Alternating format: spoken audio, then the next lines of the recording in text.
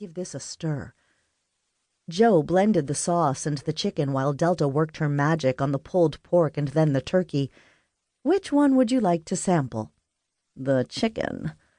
Delta reached for 2 small plates, handed one to Joe, and then reached for a package of slider rolls. "Sherry and Raylene were in here earlier helping me. Raylene's claim that she can't boil water is a bunch of hogwash. That girl has a sense for spices. I'm glad you had extra help." Joe scooped a heaping spoonful of meat onto a bun. She carefully set the top on it before taking a small bite. The savory barbecue sauce mixed with a touch of heat gave the slider a slight bite. "The meat has a little zip." "It's my secret ingredient. Actually, secret ingredients, but I think the main one is the vinegar." "And the liquid smoke," Joe guessed. "Yep. I tried making it once without my apple cider vinegar, and the taste, it wasn't there." "You should bottle this sauce up and sell it in the store." "Now you're talking. We could bottle it up in old mason jars and call it Delta's Divine Barbecue Sauce." "That has a rich ring to it," Joe chuckled. "Get it? A ka-ching ring? Tell you what, when you find the time, you should whip up a big batch. We'll do a trial run of selling it in the mercantile. The tourists will eat it up." Delta rolled her eyes. "You're on a roll today." She laughed as she pointed to the sliders. "Get it? Roll?" "All kidding aside, you should give it some thought."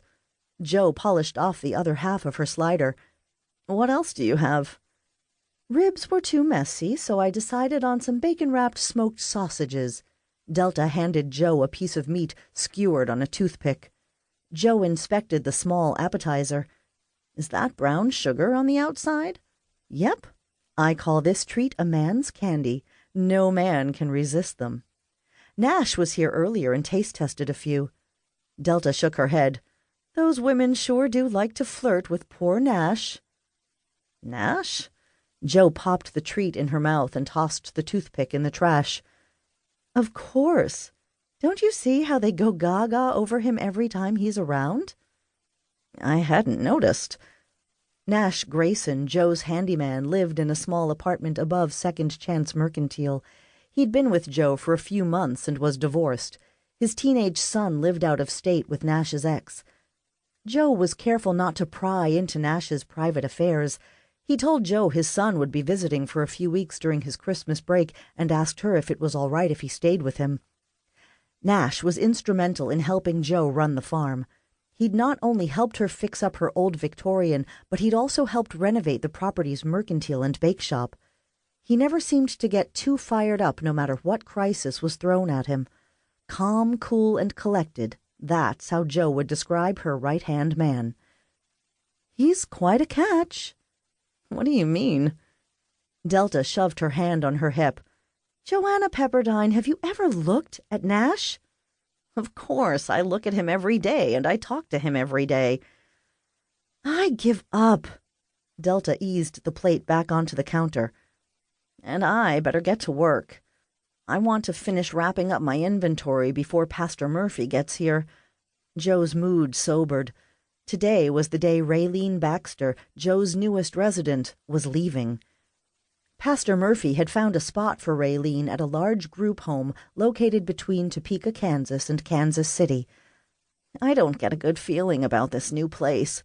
Joe contemplated asking Raylene to stay on at the farm, but there was a reason for holding back. The woman's presence was breaking one of Joe's rules. She didn't allow murder convicts. According to Raylene, her best friend and business partner had been murdered. The woman swore someone else pulled the trigger, although she admitted to being present at the time of the shooting. She claimed the rigged jury hadn't seen it that way, and she had spent the past 10 years in prison for her conviction. After her release and with nowhere to go, she jumped off Divine Bridge and lived.